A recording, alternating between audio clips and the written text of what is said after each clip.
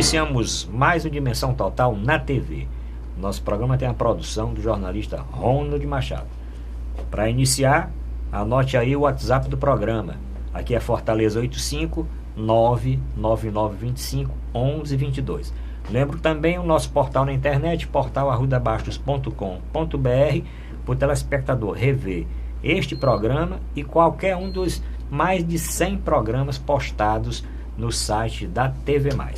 Bom, no programa de hoje, temos aqui mais uma vez o Dr. Zé Maria Filomeno. Dr. Zé Maria Filomeno é economista e advogado. E comigo hoje aqui com muita honra, pela primeira vez, o Dr. Lineu Jucá, ex-superintendente da rede de unidades da CESA, no governo anterior, ex-presidente do Centro Médico Cearense e médico cirurgião vascular. Isso. Doutor Lineu, é um prazer estar com o senhor aqui. Vamos debater os temas da atualidade, tanto aqui do nosso Ceará, como do Brasil e do mundo. Nós vamos falar de Jerusalém. Vamos falar de Jerusalém, Terra Santa. Da Terra Santa. Saber o que é que aconteceu ali na cabeça do presidente dos Estados Unidos, o presidente Trump. Por que ele resolveu mexer neste problema na altura dos acontecimentos. Mas vamos falar da violência no Brasil e no Ceará. Vamos falar também de um programa que o governador lançou ontem, né, criando uma bolsa. Hoje manchete em vários jornais, criando uma bolsa para aquelas famílias que têm as crianças muito carentes, de 0 a 5 anos e 11 meses. Nós vamos falar a respeito disso e de outros assuntos mais, inclusive da reforma da Previdência também. Vamos começar com a reforma da Previdência. Não deu para a gente conversar na semana passada, né, doutor Zé Maria? E a reforma da Previdência, sai, não sai? Agora o presidente Temer está aí convocando os empresários visitarem os deputados, ou ligarem por deputados. Mas, doutor, o financiamento empresarial de campanha não já caiu? Isso não fica uma coisa assim meio suspeita, porque na hora que o presidente fala, numa reunião de empresários, liguem para os deputados, vão na casa dos deputados, coloquem não sei o quê, não fica uma coisa, mas, bom, tudo bem, pedir como um amigo, mas pedir dizendo que vai financiar a campanha, só se eles financiarem de forma de caixa 2 ou então de outra forma, como pessoa física, né? Mas o que é que o senhor acha? Sai, não sai, empurra, encolhe, vai, não vai? Agora o presidente já falou na Argentina que pode ficar para o ano que vem. O que é que o senhor acha? Bem, o que ocorre é que o governo Temer, agora nessa reta final de 2017, depois que passou aí, livrou-se dos processos, as denúncias, né, na Câmara dos Deputados, ele está empenhado, está com uma verdadeira aí, maratona de negociações visando aprovar a reforma da Previdência agora ainda nesse final de 2017. Nós estamos aí nos últimos dias, já que o Congresso entra em recesso no dia 20, e o que se percebe é que o governo Temer quer deixar esse legado. Ele tá concentrando os seus esforços no sentido de colocar o Brasil nos trilhos em termos fiscais, né? Então, o governo já aprovou o teto de gastos, aprovou a reforma trabalhista e vê na reforma da Previdência algo indispensável para equilibrar as contas públicas, né? Não só nesse governo, porque a reforma da Previdência, mesmo se aprovada, não vai ter efeito nenhum em termos de economia ainda no governo Temer, que termina daqui a 1 ano e poucos dias, mas sim a longo e médio prazo. Eu tenho essa posição, já externei, tanto aqui no programa, como no programa de rádio, no programa do Fernando Maia, meus artigos no jornal, de que a reforma da Previdência ela é imprescindível, né? Os gastos da Previdência eles estão se avolumando numa velocidade que, se nada for feito, se nenhuma reforma, nenhum ajuste for feito, ele vai consumir no mínimo 60%, 70% da arrecadação pública brasileira. Então, nós temos que enxergar de que a reforma da Previdência ela é um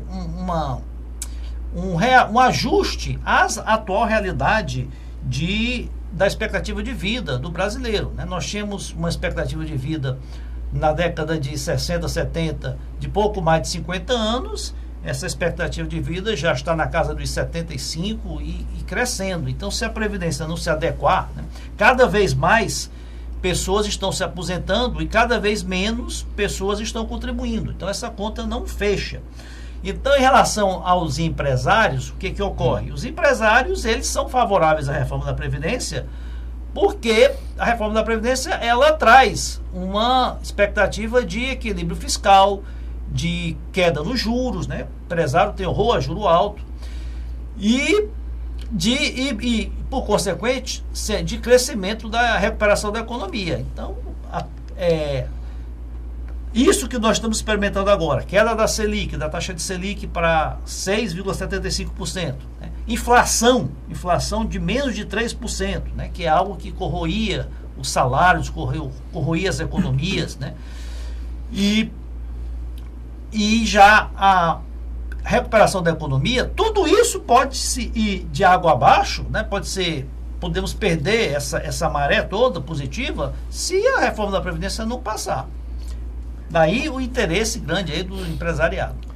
Mas, doutor Lineu Jucá, não é um pouco também de exagero, não? Que se não aprovar essa reforma aí, doutor Zé Maria, meia boca que criaram aí, criaram uma reforma para aprovar de qualquer forma. Mandaram aquela reformona grande, 40 e tantos anos de contribuição, ia para rural, no início, ia para o trabalhador rural, no início ia também para o exército, depois tiraram o exército, tiraram o rural, tiraram não sei o quê, diminuíram a data para aprovar qualquer coisa.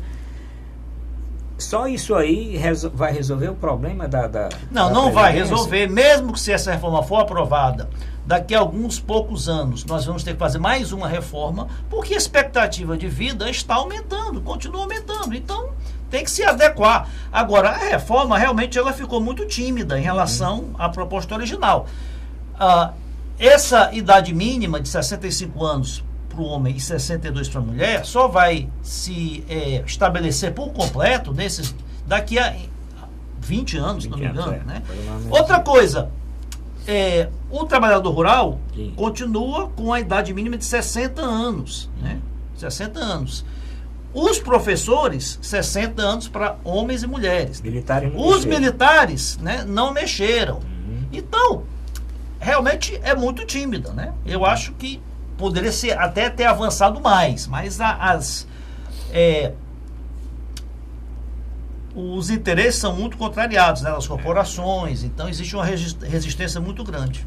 Bom, doutor Lineu Jucá, o senhor depois vai apresentar também o seu livro, porque eu esqueci de dizer que o doutor Lineu Jucá é escritor também e membro da Sociedade Brasileira de Médicos Escritores e da Academia Cearense de Médicos Escritores, né? Então, no segundo bloco, o doutor Lineu Jucá vai apresentar no nosso momento cultural. Nós temos um momento cultural aqui, o doutor Lineu Jucá vai mostrar o livro. Mas, doutor Lineu, com relação à reforma da Previdência, eu acho que o que pega muito é a falta de credibilidade também do governo. Eu acho que aconteceram duas coisas que fez água nesse movimento.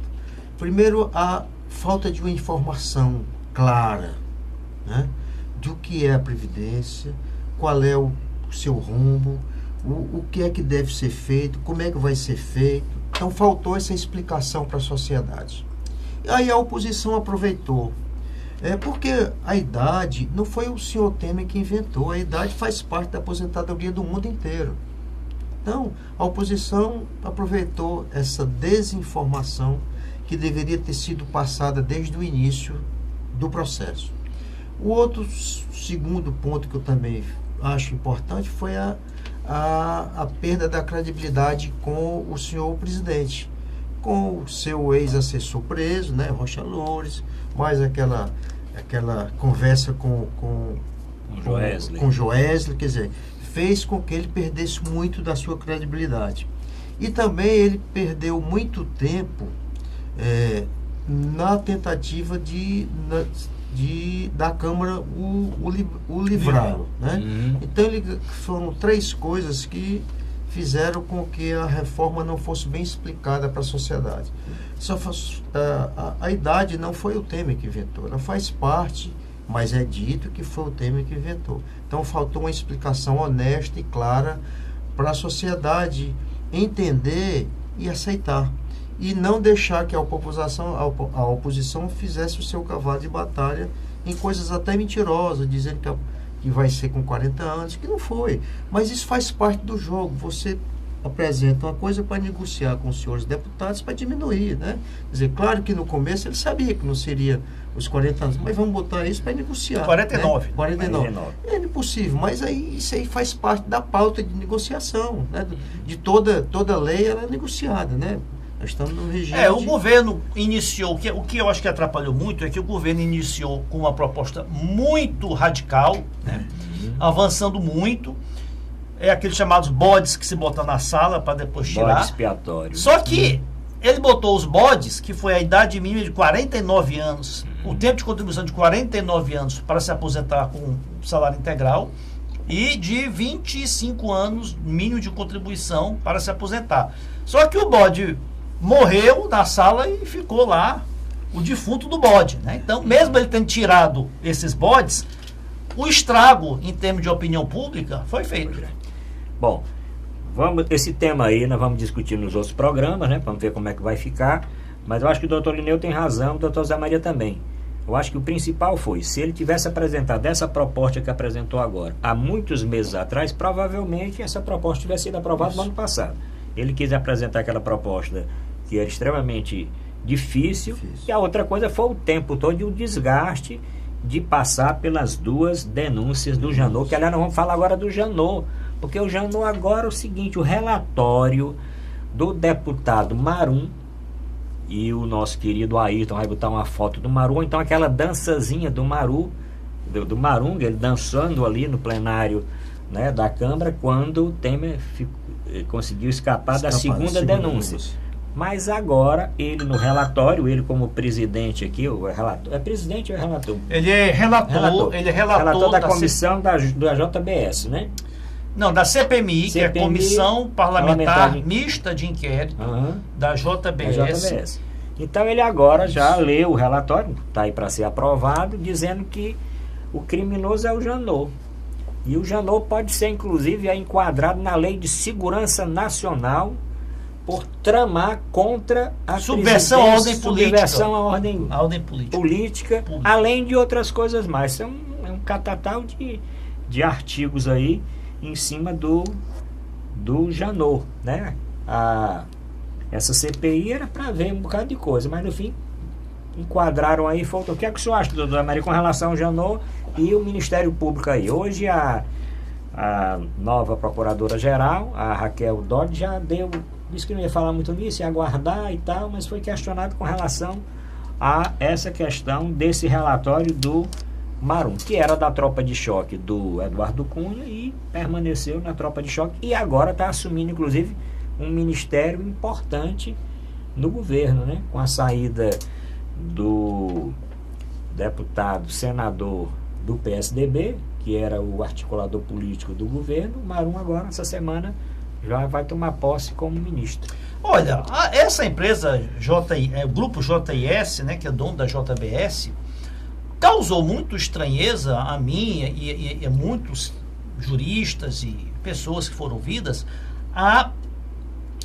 complacência, né, a generosidade dos benefícios que eles obtiveram, os irmãos Batista, né, Joesley e Wesley Batista, né, principais acionistas do grupo, que tiveram nessa delação premiada, né, que entregou aquelas gravações com o presidente Temer lá no Palácio do Jaburu ainda, e aquelas fitas com esse Rodrigo Rocheloures, que teve a sua denúncia aceita ontem pelo juiz da Vara Federal de Brasília. A quantidade de crimes, né, e a extensão dos ilícitos que esses cidadãos cometeram e a própria empresa cometeu, eles confessaram ter subornado mais de 300 políticos. Não só suborno em termos de doação eleitoral, mas existem vários processos, vários inquéritos em que eles são denunciados e investigados. Ontem mesmo eu vi a notícia de mais um envolvendo fiscais da Receita Federal que receberam aí mais de 160 milhões de suborno da JBS para liberar créditos fiscais. E também não podemos esquecer o benefício que eles tiveram na compra de dólares, né? Logo depois da denúncia. Eles Então, estão presos, se inclusive, estranhou por isso, muito, né? o Procurador-Geral da República concedeu uma imunidade total, né? Ou seja, eles não responderiam por nenhum crime, não teriam nenhum tipo de pena, nem mesmo nenhuma pena alternativa de restrição de liberdade, tornozeleira. Pra você ter uma ideia, o Marcelo Odebrecht ficou 2 anos e meio preso em regime fechado. Vai sair agora. Vai né? ficar mais 2 anos e meio em regime domiciliar e depois mais alguns anos em regime semiaberto. Então eu acho que tinha que se investigar se houve algum tipo de irregularidade nessa delação premiada. Tinha um procurador da República, né, que participou das negociações e pediu exoneração e foi trabalhar, né, para um escritório que prestava serviço à JBS, algo realmente altamente suspeito. Agora, por outro lado, esse relatório da CPMI, eu nunca dou muito crédito a essas comissões parlamentares de inquérito. Na maioria das vezes elas são politizadas, elas têm motivações políticas, elas não são revestidas da devida isenção, da devida técnica, né, que ocorrem em apurações comandadas pela Polícia Federal ou pelo Ministério Público. Né. Ali são deputados, são parlamentares que têm motivações políticas, interesses políticos. Então, eu acho, não dou muito crédito. E esse relatório altamente tendencioso, porque esse caso Marum vai ser agora ministro da coordenação política do governo Temer, ou seja, altamente tem interesse em proteger e acobertar o presidente. Então esse relatório que pede o indiciamento do Procurador-Geral da República e conclui que toda essa operação dessa delação da JBS foi uma armação, né, para incriminar o presidente, acho altamente suspeito. Acho difícil que o Ministério Público Federal ofereça alguma denúncia com base nesse relatório.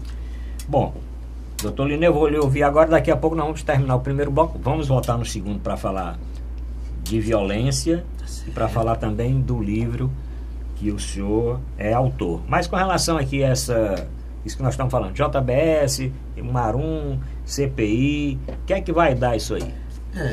Eu concordo que essa CPI também não vai a lugar nenhum, até mesmo porque aquela dança do Marum já o comprometeu Da mesma forma, eu acho que o Janot também ficou comprometido, até mesmo pela participação do seu assessor primeiro, que deixou um senhor emprego, um senhor cargo, para trabalhar como advogado da JBS. Isso aí também é uma coisa a se pensar.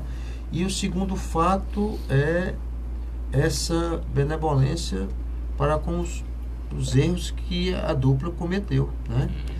Nós vimos algumas outras pessoas com penas muito maiores e com agravo muito menores. Então, eu acho que o Janot, ele se envolveu com a ideologia política e não conduziu a coisa de maneira muito equilibrada. Ele exagerou na dose, acho que baseada até na ideologia política. Bom, no sentido de prejudicar o presidente, que eu entendo que tem todas as faltas, até falta de ar ele tem. Pois é. Bom, vamos terminando agora o primeiro bloco, voltamos para os dois últimos blocos, tratando de violência, vamos tratar do presidente Temer e ler aqui algumas mensagens que o nosso telespectador está encaminhando para o nosso programa. Voltamos já.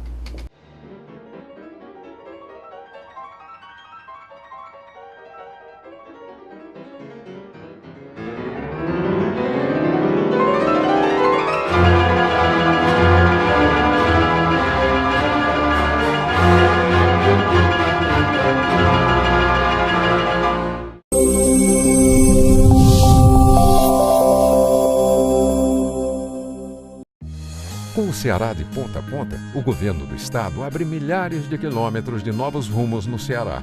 Ao todo, 5 milhões de cearenses serão beneficiados pelas ações do Ceará de ponta a ponta, com obras de restauração, pavimentação e duplicação que geram empregos, oferecem mais segurança e criam novas oportunidades. Hoje, com a estrada do jeito que está, quando minha filha sai, eu fico mais tranquila, por causa que a estrada está boa, né?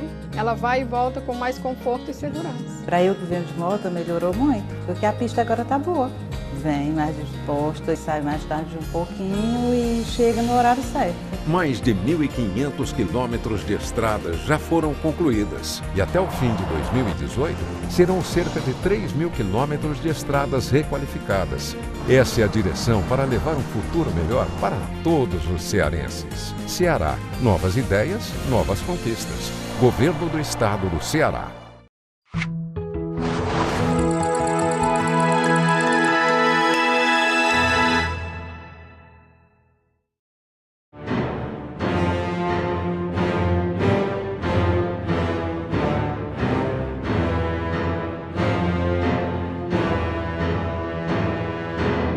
Vamos apresentar a Dimensão Total na TV. Lembro mais uma vez o WhatsApp do programa.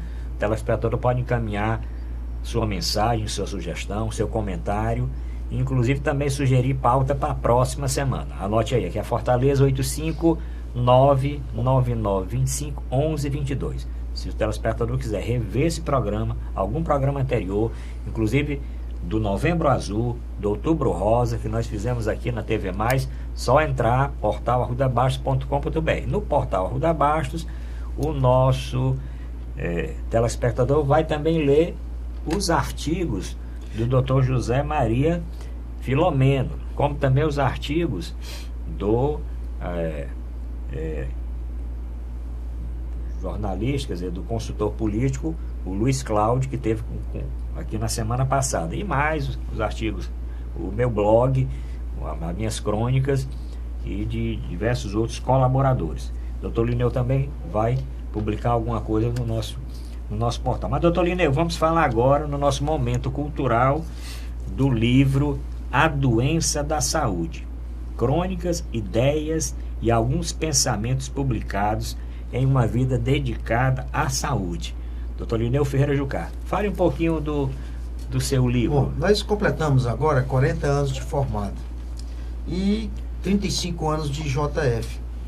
E vivemos intensamente a saúde pública no estado do Ceará, quer na saúde pública emergencial, e como presidente do Centro Médico Cearense, a entidade médica mais antiga do estado, nos fez ver a saúde pública com outro olhar.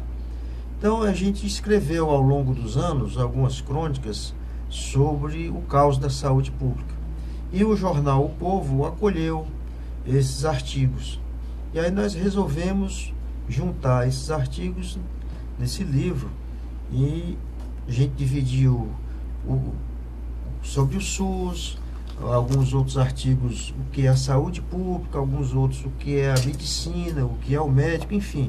São artigos sobre a Santa Casa, que até um deles eu chamo de não Santa Casa, mas é uma Santa Causa, né?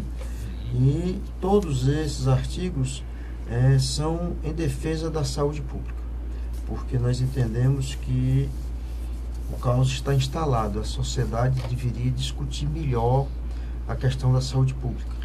Doutor Lineu Jucá, e o nosso telespectador que queira ter acesso ao livro, o que é que ele faz? Está esgotado?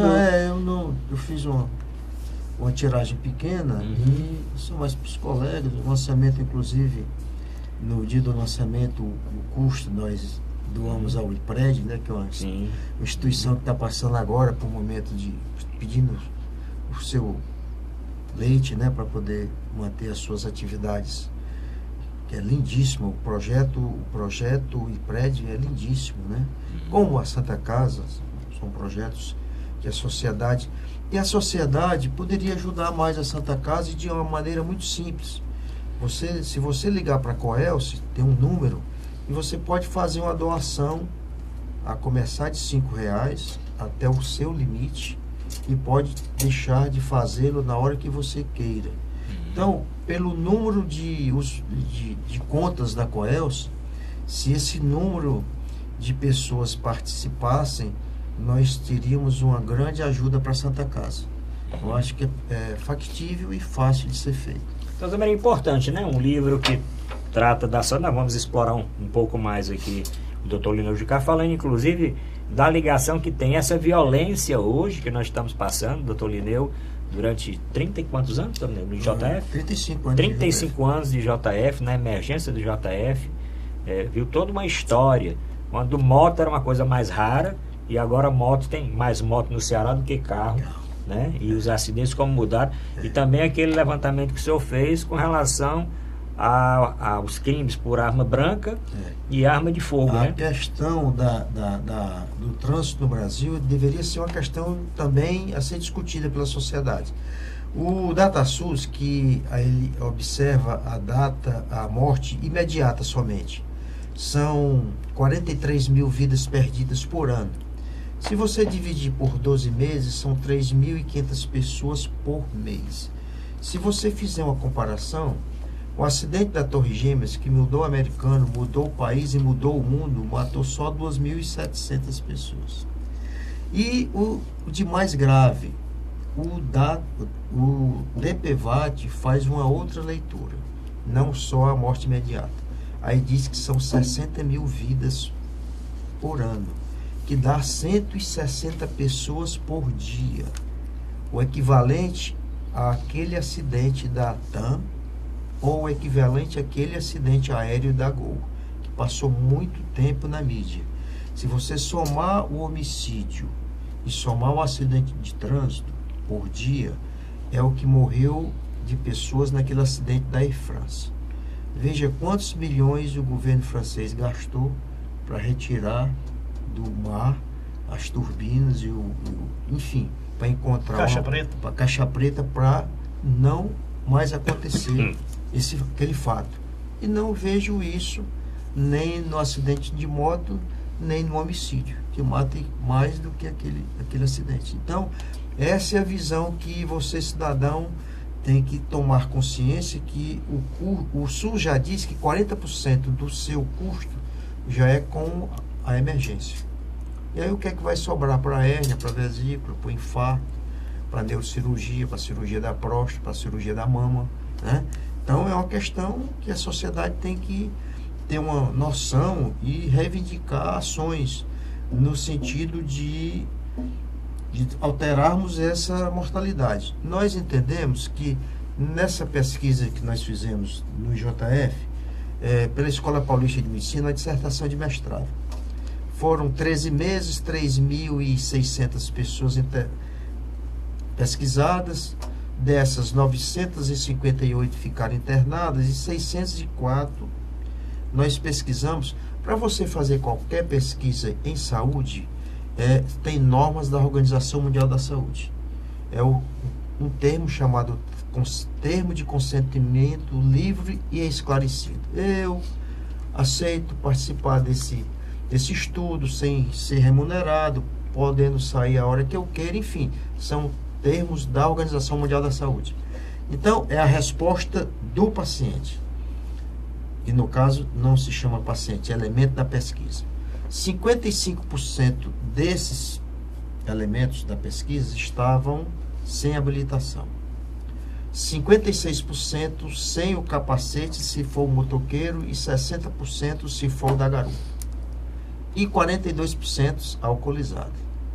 Imagina você, e pode acontecer as três situações. Sem habilitação, como é que você pode trafegar numa via se você não sabe as normas dessa via?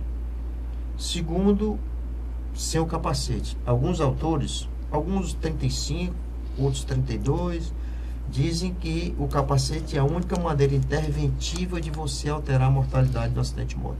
O acidente de moto é 27,5% mais grave do que o acidente de carro. Então, matematicamente, a habilitação da moto deveria ser 27,5% mais rigorosa. E não é. Se o acidente de moto mata 7 vezes mais do que o acidente de carro, e se você estiver sem capacete, morre 8 vezes mais. Então, isso é uma questão muito séria. E o Detran diz que tem o dobro de motos no interior em relação aos habilitados. Nós temos que fazer alguma coisa, né? Doutor Zé Maria, o que o senhor escutou aí é preocupante, né? Bem, é um depoimento importante e substancial. Ninguém melhor que o doutor Lineu Jucá para ninguém mais abalizado do que ele para relatar, né, as agruras aí que sofre a saúde pública, né, brasileira aqui do estado do Ceará. Os 35 anos dele de JF, ele já presenciou, vivenciou toda essa deficiência, insuficiência da assistência aí emergencial que a população sofre, né? A medicina, quer dizer, a assistência médica já é deficiente no sentido de recursos, de infraestrutura, né? Nós sabemos. E ainda, ela é mais ainda comprometida com esse aumento, essa elevação tão grande de acidentes de trânsito, né? Acidentes ocasionados por motociclistas, motoristas, e ainda da questão da segurança, né? Da violência, né? Então, a medicina já tem problemas, e ainda tendo, né, abarrotada aí com acidentes de trânsito, muitos deles evitáveis porque ocasionados por motoristas alcoolizados, ocasionado por motoristas que não respeitam, né, as leis do trânsito, os limites de velocidade, as condições de trafegabilidade. E ainda a violência, né, a verdadeira guerra que nós vivemos. Você falou aí dos acidentes aí das Torres Gêmeas e acidentes aeroviários. Morre-se mais gente nas ruas brasileiras, nas cidades brasileiras mortas por homicídio do que em muitas guerras, né? Porque na guerra lá da Síria e diversas outras guerras aí que ocorrem no mundo. Então, o problema é muito sério, né? A questão, tem uma outra dissertação lá da Escola Paulista que diz que 8% dos acidentes de trânsito no Brasil são devido ao analfabetismo. Mas tem mais um outro componente, né? E de 0 a 6 anos, quem mais mata não são as doenças infecto-contagiosas, é o acidente de trânsito. Nesse nosso trabalho, também nós encontramos que 83% eram de 0 a 40 anos, fase produtiva da vida. E 78% são do sexo masculino, mata o homem e mata o homem jovem. E o IJF, ele é o único hospital de trauma que trata as fraturas complexas, que nós chamamos de alta complexidade. Então é comum um paciente um ano lá no leito. Quanto custa um paciente desse, né? Doutor Lineu, esse trabalho aí o senhor está dizendo, as pessoas podem acessar para ter esses dados. A internet procura, né? Na internet. Esse dado é da Escola Paulista, né? Esse foi uma dissertação de mestrado da Paulista, né? Ela não disponibilizou. Agora, eu acho que a sociedade civil, como um todo, deve tomar consciência dessa situação, né? Realmente é uma verdade, doutor Zé Maria, porque você vai no interior, numa cidade qualquer, até próxima de Fortaleza, região metropolitana, você encontra ali o piloto da moto sem capacete, o garupeiro sem capacete e uma criança no meio dos dois. A questão é mais um exemplo da impunidade, né? Mais uma consequência da impunidade, que é algo que tem permeado aí, lamentavelmente, aí a realidade brasileira. Criminalizou-se o dirigir-se embriagado, né? Dirigir veículo automotor sob efeito de álcool. Só que esse crime, né, que foi tipificado aí no Código de Trânsito Brasileiro, não tem se efetivado na prática. Você vê quantas e quantas pessoas são flagradas em blitz, alcoolizadas, levadas à delegacia e liberadas imediatamente. Você vê no país como os Estados Unidos, se você for flagrado embriagado ao volante, você é preso imediatamente em flagrante, vai pegar uma pena de prisão de alguns anos e vai imediatamente ter a carteira de habilitação cassada para o resto da vida. Você vê, agora, há pouco foi instituído a luz acesa durante o dia. Sim. E foi uma grita geral, que isso... Nós fizemos um curso de medicina do trabalho e o meu orientador era médico do trabalho da empresa Itapemirim e da aviação Cometa, no Rio. E aí, em 1975, eles passaram a usar os faróis acesos durante o dia nos seus ônibus. Diminuiu em 35% o choque frontal. Olha como essa lei está atrasada e olha a grita da sociedade. Deputado sendo contra, né? Então, o choque frontal, ele, segundo a Polícia Federal, 27% dos choques das arruadas nas BRs são choques frontais. No entanto, tem 72% de mortalidade. Nós lembramos bem, algumas décadas atrás, Cinto de segurança. O cinto de segurança, exatamente. Quando se Era instituiu a lei da obrigatoriedade de segurança, foi uma 150, gritaria né? enorme, né? Foi uma Mas só pegou enorme. por causa do 150. 150. Era a multa de 150, pegou 150, né? Mas realmente hoje poucas pessoas, quer dizer, no banco de trás, né, nós temos muito problema. Já tem né? muito problema. Tem muita Nós- mas o motorista, e normalmente quem está ali no banco ao lado do motorista... A perda de visão era comum lá no nosso pronto-socorro. Com o uso do cinto de segurança, isso foi a zero. O último que eu vi é um paciente, um condutor embriagado e sem cinto de segurança. Então, isso é uma prova inconteste.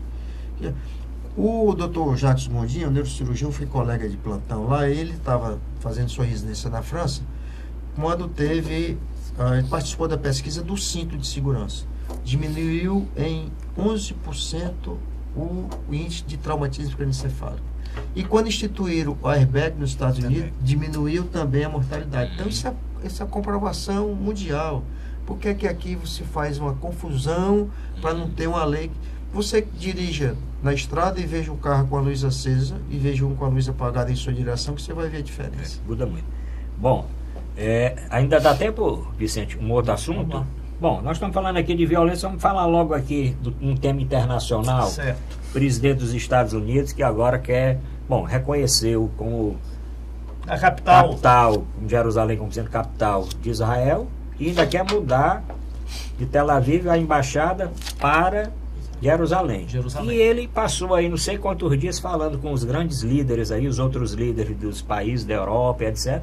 Nenhum embarcou nessa canoa, mas ele fincou o pé, disse que era uma promessa de campanha. Por um lado, ele está cumprindo as promessas dele, né?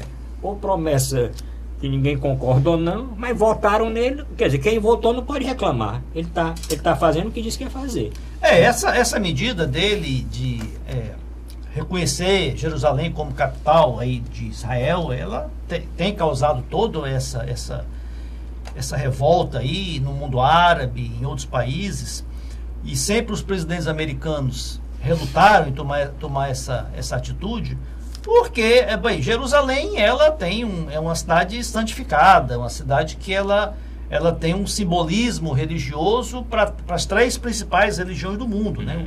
Os judeus, os cristãos e os muçulmanos. Então, os palestinos também sentem Jerusalém ocidental, né?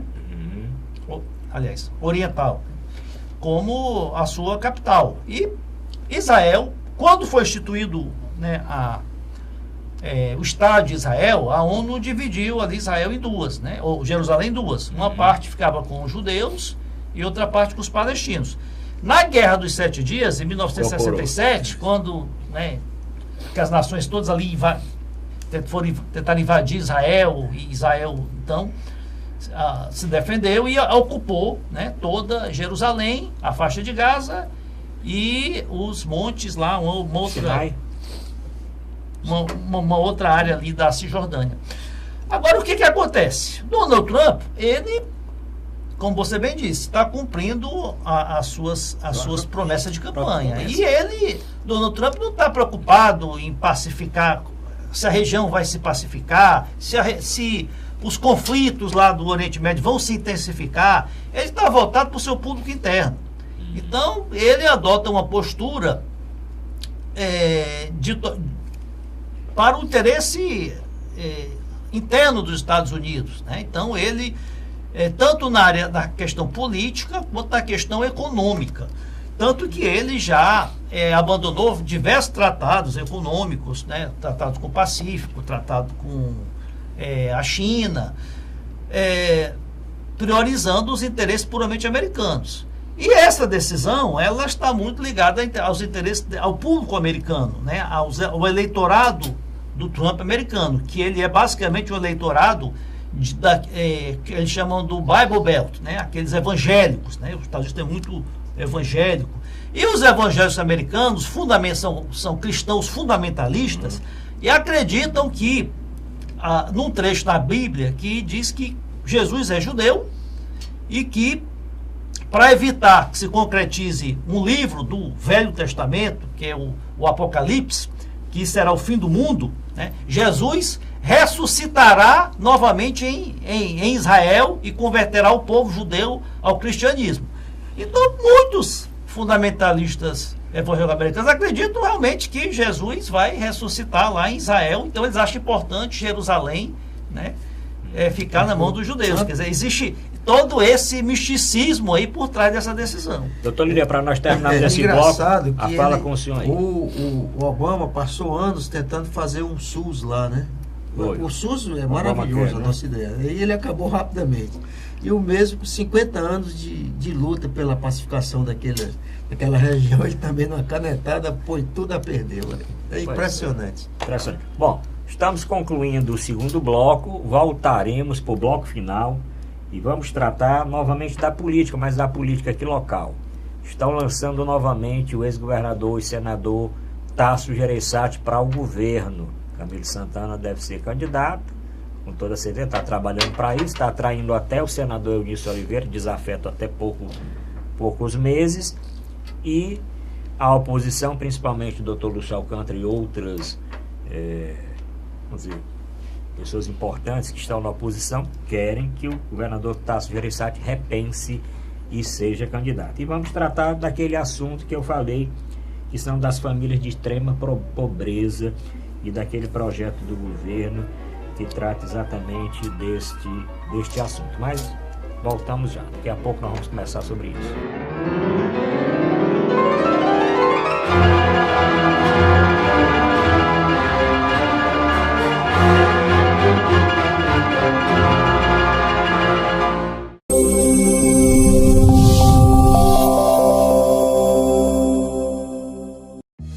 Com o Ceará de ponta a ponta, o governo do estado abre milhares de quilômetros de novos rumos no Ceará.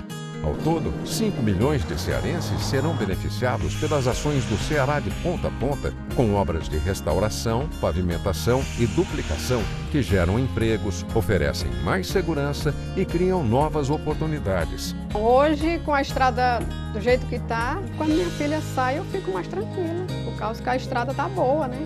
Ela vai e volta com mais conforto e segurança. Para eu que venho de moto, melhorou muito, porque a pista agora está boa. Vem mais disposta, sai mais tarde um pouquinho e chega no horário certo. Mais de 1.500 quilômetros de estradas já foram concluídas e até o fim de 2018 serão cerca de 3.000 quilômetros de estradas requalificadas. Essa é a direção para levar um futuro melhor para todos os cearenses. Ceará, novas ideias, novas conquistas. Governo do Estado do Ceará.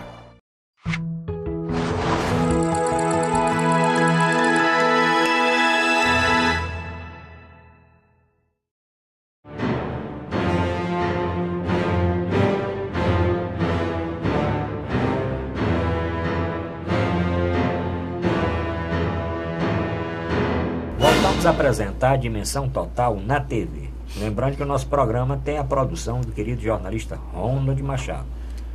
Lembro mais uma vez o WhatsApp do programa, agradecendo as centenas de mensagens que nós recebemos diariamente.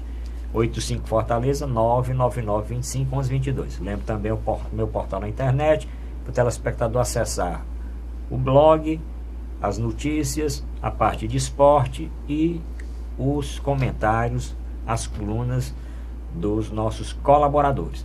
Vamos começar pelo doutor Lineu. O senhor foi superintendente da rede de hospitais da CESA. Foi 3 anos, 4 anos? Foi quase 3 anos. Durante quase 3 anos. Eu lembro bem porque nós trabalhávamos juntos, né? Foi na minha época de secretário. De lá para cá, como é que tá? Na época eu lembro bem que o senhor era superintendente dessa rede de hospitais, não só de hospitais, toda a rede, né? Policlínica, CELS, os hospitais, a parte ambulatorial, tudinho. De lá para cá, o senhor que é uma pessoa bem informada, o que é que o senhor acha?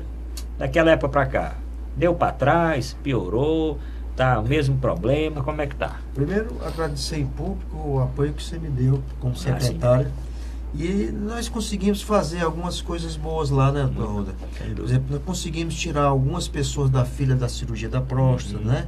Nós conseguimos tirar muitas pessoas da cirurgia do joelho, né? Sim. Então, foi um programa momento Vida muito rico, Nova, né? Programa Vida Nova. Um programa muito rico de realizações, porque nós conseguimos, né, tirar essa fila, né? E inauguramos, né, doutor Lino? Eu lembro da sua colaboração decisiva para nós inaugurarmos o hospital de Sobral, continuamos, né, a implantação do hospital de Juazeiro e quando nós saímos, deixamos quase pronto o hospital de Xaramubim, né?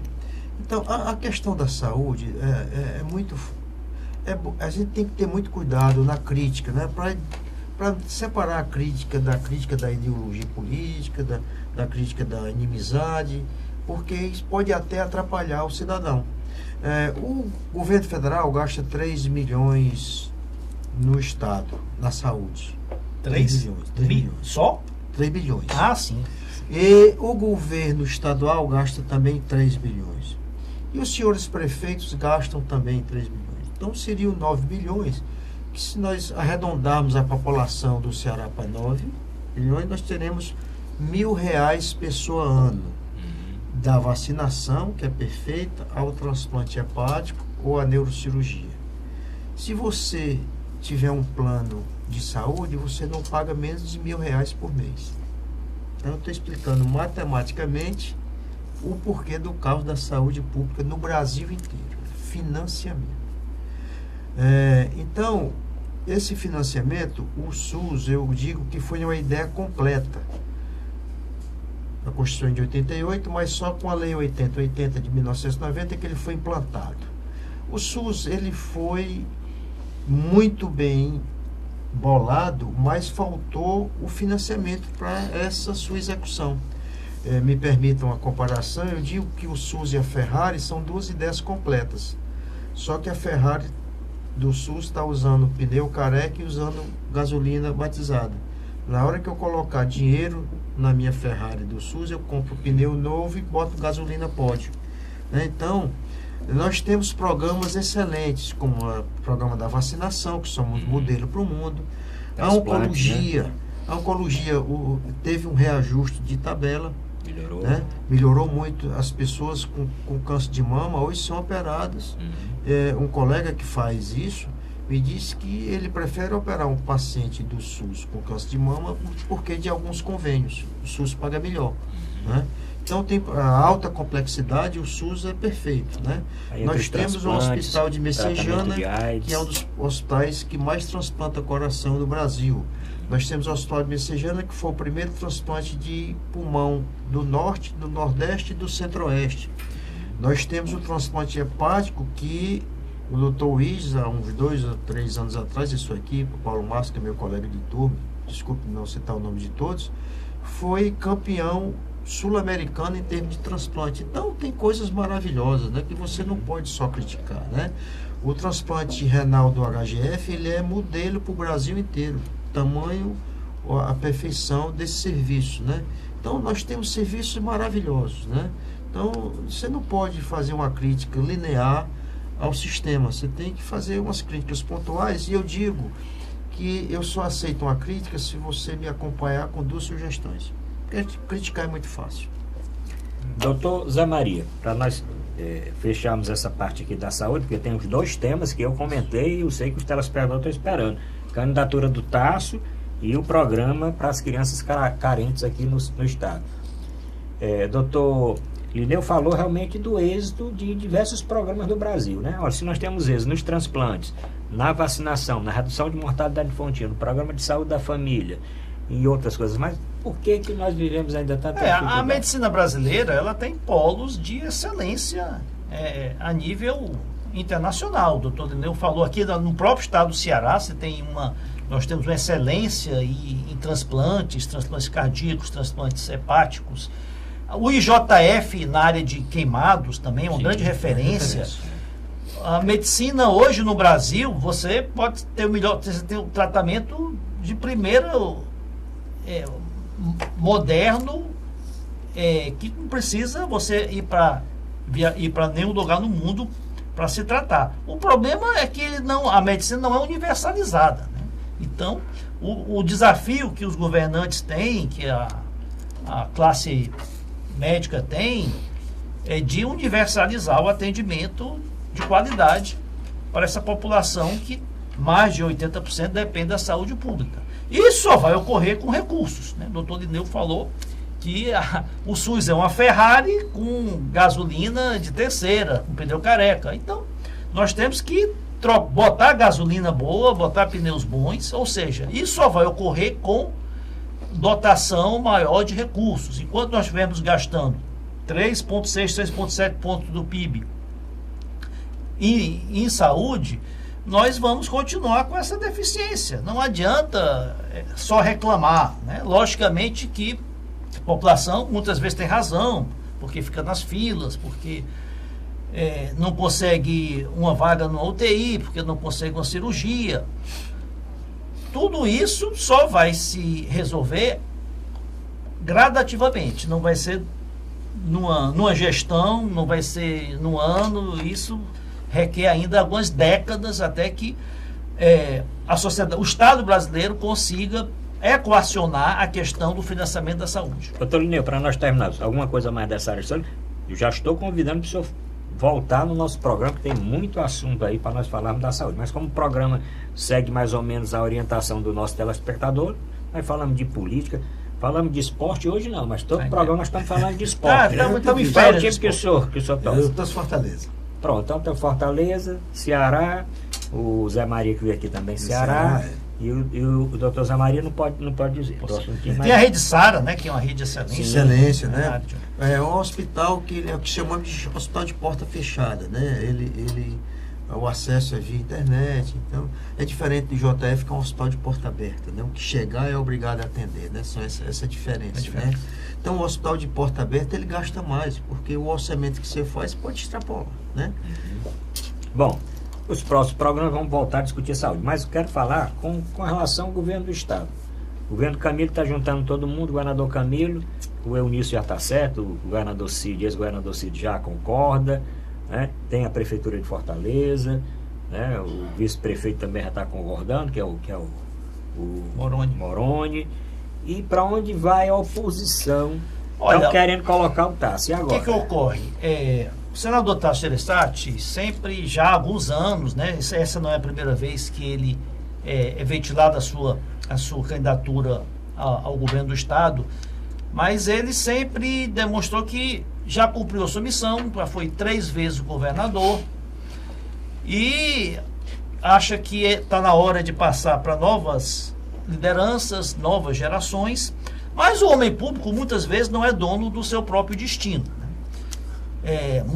São outros fatores que levam a pessoa, o político, né, a desempenhar certas funções e disputar certos cargos. E ele está sendo instado, né, em função desse vácuo, né, que está se criando nas oposições, já que o governo Camilo está atraindo, né, grande parte da classe política. O senador Eunício Oliveira é um que, por diversos motivos que nós já falamos aqui, está se reagrupando, né, com o governador Camilo Santana e os irmãos Ferreira Gomes, numa tentativa de viabilizar a sua reeleição para o Senado. Então, aquelas forças que ainda resistem na oposição ao governador Camilo Santana, como PR, o PSDB, né, e alguns outros agrupamentos, vem no senador Tasso Gereissati uma alternativa de encabeçar uma chapa governamental que viabilize, que proporcione uma chapa competitiva, né? Então, é muito ruim para a democracia quando você tem um lado, uma desproporção de candidaturas, né? Democracia pressupõe que haja alternativas de poder, que o eleitor tenha diversas opções, né, para escolher. E seria muito, por melhor que esteja sendo avaliado o governo Camilo Santana, seria muito nefasto para a democracia uma concentração, né, que a grande parte das forças políticas caminhassem junto com ele. É importante que as oposições também se aglutinem, e o senador Tasso Gereissati, pela sua história, pelo seu conceito como bom gestor, pela sua liderança, né, inclusive a nível nacional, é um homem que está sendo visto como a alternativa mais viável, né, para a formação de uma chapa de oposição. Doutor Lineu, com relação aí à futura campanha, agora no próximo ano, ao governo do Estado. Eu tenho uma filiação partidária, então eu tenho que obedecer a essa filiação partidária até o dia que eu não concordar com essa ideologia a que eu pertenço. Eu faço uma leitura assim mais ampla. O Ceará é um dos estados mais pobres do Brasil em termos de recursos naturais. 75% do solo é em cima de um cristalino. E por que nós somos tão diferentes? Porque nós tivemos grandes governadores seguidos. Nós tivemos o Virgílio Távora e nós tivemos um César Caos. O César Caos, ele fez o Centro de Convenções, Insetur, Borges de Melo, Leste-Oeste, TV Educativa, Castelão, Bondinho de Ubajara, Academia de Polícia Civil, Academia de Polícia Militar, Ginásio Paulo Sarazate, Estação Rodoviária, Biblioteca Menezes Pimentel, 5 anos. E foi acompanhado do grande prefeito, Exato, né? Que foi né? Porque naquele tempo era acompanhado. Então nós tivemos o Vicente Fialho. Fialho. Então nós tivemos grandes governadores. O governador Camilo tem tocado esses 5 anos de seca com maestria, né? Porque não é fácil você pegar essa escassez de água, fazendo adutoras de engate rápido, fazendo perfurações de poços. É pena que os poços, o Virgílio Távora quis fazer isso, projeto paliteiro. Só que a água do nosso subsolo é salgada, né? Então, nem em quantidade, nem em qualidade. Então, nós somos um estado que antes dessa seca, nós éramos campeões na exportação de tilápia, nós somos campeões na exportação de camarão, nós somos campeões na exportação de melão, enfim. Nós temos grandes governos, nós temos essa sorte. Acho que para compensar as agruras climáticas do nosso estado, nós temos bons governos. Bom, estamos chegando já no último bloco e a última parte do programa, e o governador Camilo Santana anunciou ontem mais um programa intitulado Cartão Mais Infância. Cerca de 60 mil famílias em todo o estado receberão esse auxílio financeiro na casa de R$ 85. E para isso é para as crianças de 0 a 5 anos e 11 meses que se enquadrem em situação de vulnerabilidade social e que residam na zona rural. Esse programa é só para a zona rural. E ele anunciou isso, que é o Cartão Mais Saúde, programa Mais Infância Ceará. O que é que o senhor acha desse programa? Esse programa está na esteira de tentar melhorar esse indicador do Ceará, né? Que o Ceará tem um indicador muito ruim com relação a essas famílias mais carentes na extrema pobreza, porque isso aqui seria para aquelas famílias que estão na extrema pobreza. Eu acho altamente positivo, né? O estado do Ceará é um estado que tem ainda um índice de pobreza, até de extrema pobreza, muito grande, principalmente na zona rural, onde esse programa vai ser contemplado.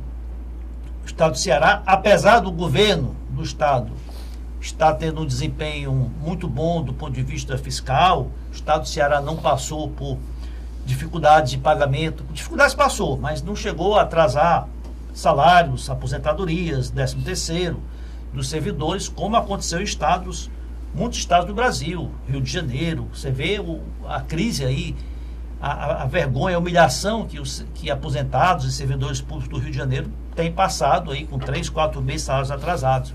O Ceará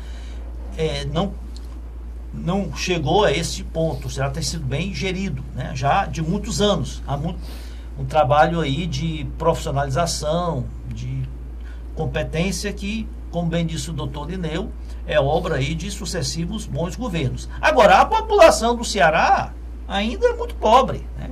Nós somos uma das piores rendas per capita do Brasil, ainda. A renda per capita do Ceará é metade da brasileira. Então, todos esses programas sociais são importantes para nós não erradicarmos, mas amenizarmos a pobreza absoluta.